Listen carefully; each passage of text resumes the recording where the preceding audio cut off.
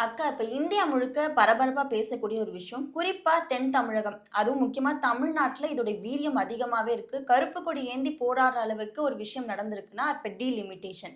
இப்ப சமீபத்துல இத பத்தியான ஒரு தாக்கம் வரதுக்கான காரணம் என்ன? இந்த டீலிமிட்டேஷன் அப்டின்னா முதல்ல என்னதுக்கா?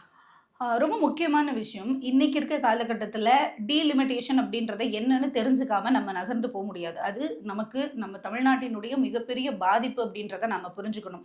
ரொம்ப முக்கியமான விஷயம் என்ன அப்படின்னா, நம்ம எல்லாருக்குமே தெரியும். அ மக்களவையில வந்து தமிழ்நாட்ட பொறுத்தவரைக்கும் 39 சீட்டு ஒதுக்கப்பட்டிருக்கு. அதாவது தமிழ்நாட்டுக்கு 39 சீட்டு. மொத்தமா இந்தியா முழுக்க அப்படின்னு பார்த்தா 543 சீட்டு. இன்னைக்கு அதில தான் மிகப்பெரிய அளவுல கை வச்சிருக்காங்க.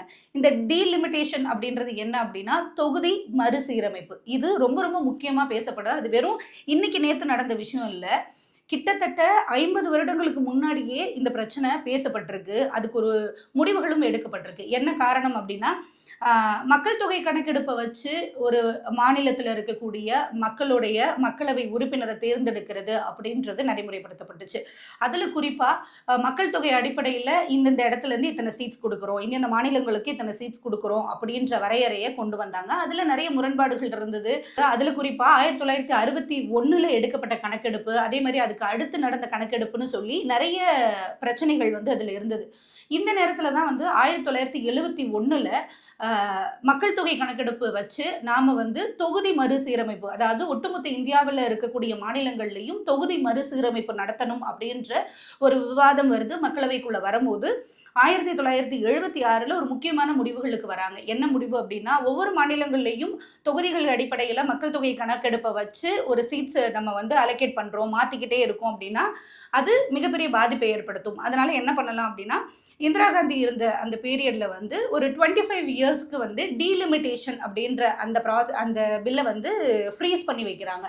அதுக்கப்புறமா 2001 வரைக்கும் அந்த பில் வந்து ஃப்ரீஸ் ஆயிருந்தது. 2001க்கு அப்புறமா வாஜ்பாய் அவர் இருந்த டைம்ல என்ன பண்றாங்கன்னா, மறுபடியும் இது மிகப்பெரிய சிக்கலை ஏற்படுத்தும் அப்படின்றதுனால, அடுத்த 25 வருஷம், அதாவது 2001லேருந்து 2026 வரைக்கும் இந்த பில்ல வந்து ஃப்ரீஸ் பண்ணி வைக்கிறாங்க. கிட்டத்தட்ட 50 வருடங்களா இந்த டீலிமிட்டேஷன் அப்படின்ற இந்த பில் வந்து ஃப்ரீஸ் ஆகி இருந்தது. இந்த இருந்ததுக்கு அப்புறமா இன்னைக்கு 2026 இந்த காலகட்டத்துல அந்த பில்லு ஃப்ரீஸ் அப்படின்றது முடியறதுனால மறுபடியும் இத கையில எடுத்திருக்காங்க பாஜக. இது முழுக்க முழுக்க பாஜக ஒட்டுமொத்தமா தென்னிந்திய மக்கள் மேல மிகப்பெரிய கொடூரத்தை ஏற்படுத்துறதுக்கான முக்கியமான பிரச்சனையா அமைஞ்சிருக்கு. அக்கா, இப்ப நீங்க சொன்ன வரைக்கும் பார்க்கும்போது, இப்ப தொகுதிகள் அடிப்படையில இது அதிகரிக்க தானே போகுது. அப்படி இருக்கும்போது அதிகரிச்சா எம்பிக்கள் அதிகமாவாங்க. அப்ப மக்களுடைய பிரச்சனைய பேசுறதுக்கான எம்பிக்கள் மக்களவையில இருக்கும்போது, அது இன்னுமே நம்மளுக்கு ஒரு பலமான ஒரு சூழ்நிலைய தானே குடுக்கும். ரொம்ப சரியான விஷயம். இப்படியான நெறைய கேள்விகள் வந்து மக்கள் மத்தியில இருக்கு. இத தான் வந்து பாஜக கையிலயும் எடுத்திருக்காங்க.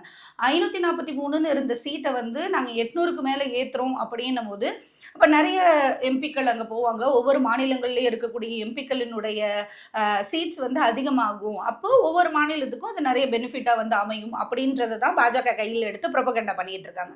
ஆனா குறிப்பா இதுல ரொம்ப முக்கியமான விஷயமா நாம என்ன பார்க்கணும் அப்படின்னா, 1952 காலகட்டங்கள்ல இந்தியால இந்திரா காந்தி இருந்த டைம்ல வந்து குடும்ப கட்டுப்பாடு, அதாவது மக்கள் தொகைய குறைக்கிறதுக்கு, மக்கள் தொகைய கட்டுக்குள்ள வச்சுக்கிறதுக்கு அப்படின்னு சொல்லி ஒரு பிரச்சாரத்துல ஈடுபட்டாங்க. அது தொடர்ச்சியா நெறைய இடங்கள்ல நடந்தா கூட, வட இந்தியாவுல அது மிகப்பெரிய அளவுல அந்த பிரச்சாரம் எடுபடல. ஆனா தென்னிந்தியா அத சரியா பயன்படுத்திக்கிட்டாங்கன்னு தான் சொல்லணும். குறிப்பா 1976லேருந்து இன்னைக்கு 2026 வரைக்கும் தென்னிந்தியாவுல அந்த மக்கள் தொகை கட்டுப்பாடு, அந்த மக்கள் தொகை கணக்கெடுப்ப கட்டுப்பாட்டுக்குள்ள வச்சிருக்கணும் அப்படின்ற முன்முடிவுகள எடுத்து, அதுக்கான நெறைய விஷயம், இந்த குடும்ப கட்டுப்பாடுன்ற விஷயமா இருக்கட்டும், சில விஷயங்கள வந்து கட்டுக்கோப்புக்குள்ள வைக்கணும் அப்படின்ற விஷயத்தெல்லாம் வந்து தென் தமிழகம், தென்னிந்தியால இத நடைமுறைப்படுத்துனாங்க. குறிப்பா தமிழகம் அதுல வந்து முதல் இடத்துல இருக்கு. மக்கள் தொகைய வந்து கட்டுப்படுத்தின லிஸ்ட்ல கடந்த 50 வருடங்கள்ல தமிழ்நாடு தான் வந்து முதல் இடத்துல இருக்கு. ஆனா வட இந்தியால என்ன பண்ணாங்க அப்படின்னு பார்த்தீங்கன்னா, இன்னைக்கு வரைக்கும் ஒவ்வொரு குடும்பங்கள்லயும் கிட்டத்தட்ட 9 பேரு, 10 குழந்தைகள் அப்படின்றத பெத்துக்கிறதுன்றது நார்மலா இருக்கு. ஆனா 2த்துக்கும் மிகப்பெரிய வித்தியாசம் இருக்கு. என்ன அப்படின்னா, அங்க மக்கள் தொகை அதிகரிச்சிருக்கு. இங்க மக்கள் தொகை கட்டுப்பாடுக்குள்ள இருந்திருக்கு. ஆனா கட்டுப்பாடு மட்டுமே நம்ம வச்சிருக்கோமான்னு கேட்டா இல்ல. அதுக்கடுத்து எஜுகேஷன்ல நெறைய விஷயம் பண்ணியிருக்கோம். இங்க மாணவர்களினுடைய சதவீதம் அதிகமாயிருக்கு. நம்மளுடைய பொருளாதார ரீதியா நாமல சரியான விதத்துல வச்சுக்கக்கூடிய எல்லா ஏற்பாடுகளும் தமிழ்நாட பொறுத்தவரைக்கும் நடந்திருக்கு. தென்னிந்தியாவ பொறுத்தவரைக்கும் கொஞ்சம் வளர்ச்சி அடைந்த மாநிலங்களா இருக்கு. ஆனா, அதையே வட இந்தியாவுல பார்த்தீங்க அப்படின்னா, ஒரு குடும்பத்துல 9 குழந்தைங்க, ஒரு குடும்பத்துல 10 குழந்தைங்க அப்படின்னு போகும்போது அங்க பொருளாதார ரீதியாகவும் மிகப்பெரிய சிக்கல்ல இருக்காங்க. கல்வி வளர்ச்சிகள்லயும் அங்க ஒரு மிகப்பெரிய பாதிப்பு இருக்கு. பெரிய லெவல்ல முன்னேற்றம் வளர்ச்சி அப்படின்றது அங்க இல்ல. இப்ப இது 2த்துக்கும் இப்படி இருக்கும்போது எம்பி சீட்ஸ் அதிகரிக்கிறாங்க. இந்த சீட்ஸ் வந்து மக்களவையில் அதிகப்படுத்துறதுனால என்ன விளைவுகள் ஏற்படும் அப்படின்னு பாத்தீங்கன்னா, நாம எல்லா விஷயத்தையும் சரியா செஞ்சிருக்கோம். மக்கள் தொகை கணக்கெடுப்பு இல்ல மக்கள் தொகை கட்டுப்பாடுன்றத கரெக்டா கட்டுக்குள்ள வச்சிருக்க நாம இன்னும் டிக்ரீஸ்க்கு தான் ஆகும். என்ன அப்படின்னா, இப்போ நமக்கு 38 சீட்டு 39 சீட்டு அப்படின்றதுலேருந்து நமக்கு ஹையராக தானே வருது. 11 சீட்டு அப்படின்னு சொன்னாங்கன்னா இல்லை, அது தப்பு. எல்லா விஷயத்தையும் சரியாக வச்சிருக்க நமக்கு இது பாதிப்பு. அங்கே எல்லாமே சரியாக நடக்கலைன்னா கூட நம்மக்கிட்ட இருக்க பாதி விஷயத்தை பிடுங்கி அவங்க கிட்ட கொடுக்கறதுக்கு சமம். ஏற்கனவே தென்னிந்தியாவை பொறுத்த வரைக்கும் நிறைய விஷயங்கள் இங்கே கிடைக்க மாட்டேங்குது. அதுலேயும் குறிப்பாக தமிழ்நாடு என்ன கேட்டாலும் பாஜக அரசு கிட்ட இருந்து தமிழ்நாட்டுக்கு எதுவுமே வர மாட்டேங்குது. இந்த மாதிரியான சூழல்ல 543 மக்களவை உறுப்பினர்கள் இருக்கக்கூடிய அந்த மக்களவையிலேயே இங்க பேசக்கூடிய நிமிடம் அப்படின்றது தமிழ்நாட்டில் இருந்திருக்கக்கூடியவங்களுக்கு மட்டும் இல்லாம எல்லாருக்குமே கம்மியான டைமா கொடுக்கப்படுது. இங்க நிறைய பேர் பேசினா கூட அது எடுபடாத ஒரு சூழல் இருக்கு. இந்த 39 பேர் பேசுறதே இன்னும் வெளியில முழுசா வராத பட்சத்துல நீங்க அதிகமா ஆக்குனா அங்க வரும் அப்படின்றது மிகப்பெரிய கேள்விக்குறி. இன்னொன்னு, தமிழ்நாட்டுக்கு சேர வேண்டிய எல்லா விஷயத்தையும் கொடுங்கன்னு இப்போ வரைக்கும் கேட்டுக்கிட்டு இருக்கோம். அதை பாஜக அரசு கொடுக்க மாட்டேங்குது. இதுல ரொம்ப குறிப்பா பார்க்க வேண்டிய விஷயம் என்ன அப்படின்னா, 2 தான். ஒன்று, எந்தெந்த மாநிலங்கள்ல மக்கள் தொகை அதிகமாக இருக்கோ அந்த மக்கள் தொகை கணக்கெடுப்பின் அடிப்படையில் சீட்ஸ் கொடுக்குறாங்க அப்படின்னா, குறிப்பாக வட இந்தியாவில் இருக்கக்கூடிய நிறைய மாநிலங்கள் இதில் அட்வான்டேஜுக்கு உள்ளே போவாங்க. அப்போ நிறைய சீட்ஸ் அவங்களுக்கு வரும். தென்னிந்தியாவை பொறுத்த வரைக்கும் எப்படி இருக்கும் அப்படின்னு கேட்டால், மிஞ்சி மிஞ்சி போனால் ஒரு 5 சீட்டு, ஒரு 10 சீட்டு, இல்லை 2-3 சீட்டு இப்படி தான் வந்து அதிகரிக்கும். அப்போது இங்கேருந்து நம்ம போகிறவங்க ரொம்ப மினிமல் ஆஃப் ஒரு இதில் தான் இருப்போம். அங்கே ரொம்ப ஹையாக இருப்பாங்க.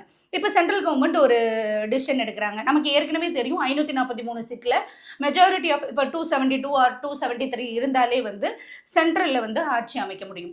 அப்படி இருக்க பட்சத்தில் இன்னைக்கு பாஜக அரசு வட இந்தியாவில் நிறைய மாநிலங்களில் ஆட்சியை பிடிச்சி வச்சிருக்காங்க. இப்போ ஏதோ ஒரு பில்லு, இப்போ தமிழ்நாட்டுக்காக தேவைப்படுற ஒரு முக்கியமான சட்டம் இல்லை ஏதோ ஒரு பில்லை வந்து அமல்படுத்தணும் அப்படின்னு சொல்லி கொண்டு போய் அவங்க வந்து அஜெண்டா வைக்கிறாங்க அப்படின்னா, அங்கே என்ன நடக்கும்னா மெஜாரிட்டி வகையில் தான் வந்து இந்த திட்டத்தை அமல்படுத்தணும் அப்படின்ற முடிவுக்கே வருவாங்க. அப்போ மெஜாரிட்டின்னு போகும்போது அங்கே ஆல்ரெடி பாஜக ஆண்டுட்டு இருக்கக்கூடிய மாநிலங்களில் இருக்கக்கூடிய எம்பிக்கள் அதிகமாக இருப்பாங்க. அப்போ மெஜாரிட்டியில் ஆல்மோஸ்ட் அங்கே தான் எல்லாமே அமல்படுத்தப்படும். நாம் மெஜாரிட்டிலேருந்து லெஸ்ஸாக இருப்போம், இவங்க கிட்ட மெஜாரிட்டிக்குள்ளே வரலை அப்படின்னு சொல்லி நிறைய பில் நமக்கு வராமையே போயிடும். ஏற்கனவே தமிழ்நாடு மிகப்பெரிய அளவில் நிறைய விஷயத்துக்கு போராடிக்கிட்டு இருக்கு. அப்போ இது மக்களவையில மிகப்பெரிய பாதிப்பை நமக்கு ஏற்படுத்தும். மக்களினுடைய குரலா இங்க பிரதிபலிச்சு போகக்கூடிய எம்பிக்கள் அங்க போய் எந்த விதமான ஒரு முன்னெடுப்புகளையும் முன்னெடுக்க முடியாத ஒரு சூழலுக்கு தள்ளப்படுவாங்க. முற்றிலுமா தென்னிந்தியாவில் இருக்கக்கூடிய மாநில மக்களினுடைய பிரதிநிதிகளா போறவங்களுடைய குரல் வலை நசுக்கப்படும் அப்படின்றதுதான் மிக முக்கியமா பார்க்கப்படுது. அக்கா, இப்ப நீங்க சொல்ற மாதிரி அதை அமல்படுத்திட்டாங்க அப்படின்னா நமக்கு எத்தனை சீட் குறைய வாய்ப்பு இருக்கு? அதே மாதிரி உத்தரப்பிரதேசம், வட மாநிலங்கள்ல எத்தனை சீட் அதிகரிக்கிறதுக்கான வாய்ப்பு இருக்கு? ரொம்ப குறிப்பா நாம இன்னைக்கு ஒரு விஷயத்த பார்க்கணும். என்ன அப்படின்னா, நமக்கு குறையுமா அப்படின்னு கேட்டா குறையாது. மிஞ்சி மிஞ்சி போனா ஒரு 5 சீட்டு 7 சீட்டு அந்த மாதிரியான விஷயங்கள் தான் இருக்கும். இதுல என்ன குறிப்பா சொல்லியிருக்காங்க அப்படின்னா, மக்கள் தொகை அதிகமாக இருக்கக்கூடிய வட மாநிலங்களுக்கு அதிக தொகுதிகள் கிடைக்கும் அப்படின்னு சொல்லப்படுது. அதில் ரொம்ப முக்கியமான விஷயம், உத்தரப்பிரதேசத்தில் இப்போ 80 சீட் இருக்குது, அது 140 மாறும். கிட்டத்தட்ட ரொம்ப பெரிய டிஃப்ரென்ஸ் அதில் இருக்கும். அதே மாதிரி பீகாரில் 40லேருந்து கிட்டத்தட்ட 73 சீட்ஸ் வந்து இன்க்ரீஸ் ஆகும். ராஜஸ்தானை பொறுத்த வரைக்கும் 25லேருந்து 48 உயர வாய்ப்பு இருக்குது. அதே மாதிரி மத்திய பிரதேசம் 29லேருந்து 51 மாறும். மகாராஷ்டிராவை பொறுத்த வரைக்கும் 48லேருந்து 79 மாறும். இந்த எண்ணிக்கை மாற்றம் அப்படின்னு இருக்கு இல்லையா, அது வட மாநிலங்களை பொறுத்த வரைக்கும் அதிகரிச்சிருக்கிறதுன்றது வந்து ஹெல்தியான விஷயமான்னு கேட்டால் இல்லை. எல்லா விஷயங்களையும் பண்ண நாம திரும்ப அது நம்மளை பிடிச்சி இழுக்கிறதுக்கு சமமாக தான் வந்து முடியும். அதே மாதிரி இங்கே தென்னிந்தியாவை பொறுத்த வரைக்கும் இருக்கக்கூடிய மாநிலங்கள் அப்படின்னு பார்த்தா, தமிழ்நாடு கிட்டத்தட்ட இப்போ 39 இருக்குன்னா 51 எப்படி கணக்கு பண்ணாலும் ஒரு 12 சீட்டு வந்து எக்ஸ்ட்ராவாக கொடுக்குறாங்கன்னு வச்சுக்கோங்க. கேரளாவை பொறுத்த வரைக்கும் ஆல்ரெடி 20 எம்பி சீட் இருக்குது, அதுலேருந்து 3 சீட் இன்க்ரீஸ் ஆகி 23ன்னு வரும். ஆந்திரா தெலுங்கானா ரெண்டுத்தையும் சேர்த்து 42லேருந்து 59, ரொம்ப மினிமலாக தான் அங்கேயும் போயிருக்கு. ஒடிசாவை பொறுத்த வரைக்கும் 21லேருந்து 29, மேற்கு வங்காளத்தை பொறுத்த வரைக்கும் 42லேருந்து 64. இதனால என்ன நடக்கும் அப்படின்னா, வளர்ச்சி அடைந்த மாநிலங்கள்னு சொல்லக்கூடிய இந்த மாநிலங்கள் எல்லாமே பலன் இல்லாம போய் நிற்கும். ஆனா இன்னும் வளர்ச்சி அடையாத, பொருளாதார ரீதியா ஒரு மிகப்பெரிய அளவுல வளர்ச்சியை நோக்கி செல்லாம இருக்கக்கூடியவங்க, மக்கள் தொகை கணக்கெடுப்பின்படி மக்கள் தொகையை கட்டுக்குள்ள கொண்டு வராம இருக்கக்கூடிய மாநிலங்கள் இதுல அதிகப்படியான விஷயத்த எடுத்துப்பாங்க. ரொம்ப ஈஸியான வேலை சொல்லணும் அப்படின்னா, நம்ம இப்போ 100 ரூபாய் சம்பாதிக்கிறோம்னு வச்சுக்கோங்களேன். 100 ரூபாயிலேருந்து நமக்கு இன்னைக்கு கையில் கிடைக்கிறது எவ்வளோ வருதுன்னா, பொருளாதார ரீதியா ஒரு 60 ரூபா தான் வரும். ஏன்னா நிறைய வரி கட்டுறோம், அந்த விஷயங்கள்லாம் போகுது. ஆனால் இதே விஷயம் உத்தரப்பிரதேசத்தை எடுத்துக்கிட்டோம் அப்படின்னா, அங்கே மக்கள் தொகை கணக்கெடுப்பு அதிகமாக இருக்குது. அப்போது அங்கே ஒருத்தர் 100 ரூபாய் சம்பாதிக்கிறான்னா அவனுக்கு எக்ஸ்ட்ராவாக 130 ரூபாயா கிடைக்கும். அப்போ நம்ம கிட்ட இருக்கிற அந்த 40 ரூபாயும் பிடுங்கி இன்னொரு மாநிலத்துக்கு கொடுக்கறது அப்படின்றது மிகப்பெரிய அநீதி இல்லையா? அந்த அநீதி ஏற்கனவே நமக்கு இழைக்கப்பட்டுக்கிட்டு இருக்கு. தமிழகத்துக்கு கிடைக்க வேண்டிய முக்கியமான விஷயங்கள் எதுவுமே மக்களவையில போய் சொல்லி அது அமல்படுத்தப்படலை அப்படின்றத கேட்டுக்கிட்டே இருக்கும். இன்னும் நிறைய விஷயங்கள் தமிழ்நாட்டுக்கு வந்து சேர வேண்டியது மத்திய அரசு கிட்ட இருந்து வரவே இல்லை. அப்போ இப்படி ஒரு திட்டம், இந்த டீலிமிட்டேஷன் அப்படின்ற தொகுதி மறுசீரமைப்பை நிகழ்த்தினாங்க அப்படின்னா அது மிகப்பெரிய பிரச்சனையை ஏற்படுத்தும். அதனாலதான் தமிழ்நாட்டினுடைய முதலமைச்சர் திரு மு.க. ஸ்டாலின் அவர்கள் மோடி அவர்களையும் பாஜக அரசையும் நேரடியா பார்த்து எச்சரிக்கை விடுத்திருக்காரு. என்ன எச்சரிக்கை அப்படின்னா, இந்த மாதிரி தென்னிந்தியாவினுடைய இல்லை தமிழ்நாட்டினுடைய குரல் விலையை நெரிக்கிற மாதிரி, நசுக்கிற மாதிரியான என்ன மாதிரியான திட்டங்களை நீங்கள் அமல்படுத்தணும்னு நினைச்சாலும் ஒரு மிகப்பெரிய போராட்டம் வரலாறுல 50 வருஷத்துக்கு முன்னாடி நடந்த மாதிரி மறுபடியும் இங்க நடக்கும் அப்படின்ற அறிவிப்பை கொடுத்திருக்காரு. அதுலயும் குறிப்பா கருப்பு கொடி ஏந்தி வீட்டுல கருப்பு கொடியை கட்டி எதிர்ப்பு தெரிவிக்கணும்னு சொன்னதுக்கான முக்கியமான காரணம் என்ன அப்படின்னா, ஒவ்வொரு குடும்பமும் இந்த பிரச்சனை சீரியஸ் ஆனிச்சுன்னா நடுரோட்டுக்கு வந்து போராட தயாராக இருக்கும். தமிழ்நாடு ஒருபோதும் அமைதியா இருக்காது அப்படின்றத தமிழ்நாட்டினுடைய முதலமைச்சர் மு.க. ஸ்டாலின் அவர்கள் நேரடி எச்சரிக்கையாவே பாஜக அரசை பார்த்து கொடுத்திருக்காங்க. தமிழ்நாட்டுக்கு தவறடிச்சுட்டு வழக்கம் போல சும்மா கடந்து போக நினைச்சா நடக்கிறதே வேற. தமிழ்நாடு பாதிக்கப்பட்டா இந்தியாவையே திரும்பி பார்க்க வச்சுடுவோம். மாண்புமிகு பிரதமர் மோடி அவர்களே, மீண்டும் சொல்கிறேன், இது தமிழ்நாட்டிலிருந்து உங்களை நோக்கி விடுக்கப்படக்கூடிய இறுதி எச்சரிக்கை. இதை எப்படி ட்விஸ்ட் பண்ணி விடுது இந்த பாஜக அரசு அப்படின்னா, இன்னைக்கு காலகட்டத்தில் இன்னும் ஒரு வாரம் எண்ணி 7 நாட்களில் தமிழ்நாட்டில் தேர்தல் வரப்போகுது. தேர்தலுடைய வாக்குப்பதிவு ஏப்ரல் 23ஆம் தேதி நடக்க போகுது. ஸோ இப்போ இந்த பிரச்சாரத்தை தொடங்கிட்டு இருக்க நேரத்தில் பிரச்சாரத்திற்கு இடையிலேயே இந்த விஷயத்தை ட்விஸ்ட் பண்ணி விட்டா தமிழ்நாடு மக்கள் திரும்பிடுவாங்க அப்படின்ற எதிர்பார்ப்பு பாஜக அரசு கிட்ட இருக்கு. குறிப்பா எதனால இந்த விஷயத்த சொல்றாங்க அப்படின்னா, பாஜக அரசு தென்னிந்தியால தான் கால் பதிக்க முடியாத ஒரு சூழல் ஏற்பட்டிருக்கு. வட இந்தியாவை பொறுத்த வரைக்கும் எங்கேயோ ஒரு இடத்துல சுத்தி வந்து எல்லா மாநிலங்கள்லையும் தன்னை கண்ட்ரோலுக்குள்ள வச்சுக்கணும் அப்படின்ற இடையில ஆட்சியை பிடிக்கிற விதத்துல ரொம்ப பெர்ஃபெக்டா பிளான் பண்ணி ஆட்சியையும் பிடிச்சிருக்கு. ஆனா தென்னிந்தியாவில் நம்மளுக்கு தான் தெரியுமே, மக்களவை தேர்தலை பொறுத்த வரைக்கும் 40க்கு 40, 39க்கு 39 அடிச்சு அனுப்பிட்டாங்க. ஸோ அப்போ தமிழ்நாட்டில் கால் எடுத்து வைக்கிறதுக்கு ஸ்டாலின் அவர்களை நோக்கி இப்படி தப்பான விஷயத்த சொன்னா சரியா இருந்துரும் அப்படின்ற எதிர்பார்ப்போட அவங்க இந்த ப்ரொபகேண்டாவை பண்றாங்க. இதையே இந்த விஷயத்த ரொம்ப பெருசா பாக்குறீங்க, அப்படி என்ன இதுல நடந்துருச்சு அப்படின்ற மாதிரி நிறைய பேர்களுக்கு கேள்விகள் வரலாம். அதுல ரொம்ப முக்கியமா நம்ம பார்க்க வேண்டிய விஷயம் என்ன அப்படின்னா, தமிழ்நாட்டுக்குள்ள இப்போ வரைக்கும் இந்தியை திணிக்கவே முடியல. இந்தி மும்மொழி கொள்கையா நீங்க வந்து அமல்படுத்தணும் அப்படின்னு சொன்னா கூட திணிக்காதீங்க அப்படின்ற ஒரு விஷயத்த தொடர்ச்சியா தமிழ்நாட்டு மக்கள் முன்னெடுத்துட்டு இருக்காங்க. அதுக்கான காரணம் என்னன்னா, 50 வருடங்களுக்கு முன்னாடி நடந்த அந்த போராட்டம் மிகப்பெரிய அளவுல பேசப்பட்டுச்சு. அதுதான் இன்னைக்கு தமிழ்நாட்டு மக்களை வேற ஒரு மொழியை வந்து தமிழ்நாட்டுக்குள்ள திணிச்சு தமிழ் மொழியை அழிக்காம இருக்கிறதுக்கு முக்கியமான காரணமா இருந்தது. அதே மாதிரி இன்னைக்கு நாம இந்த டீலிமிட்டேஷன் பத்தி பேசாம போயிட்டோம்னா நாம நாளைக்கு எங்கேயுமே நின்று வாயை திறக்க முடியாத நிலைமைக்கு தமிழ்நாட்டு மக்களினுடைய குரல் வலை நெரிக்கப்படும் அப்படின்றது தான் நிதர்சனமான உண்மை.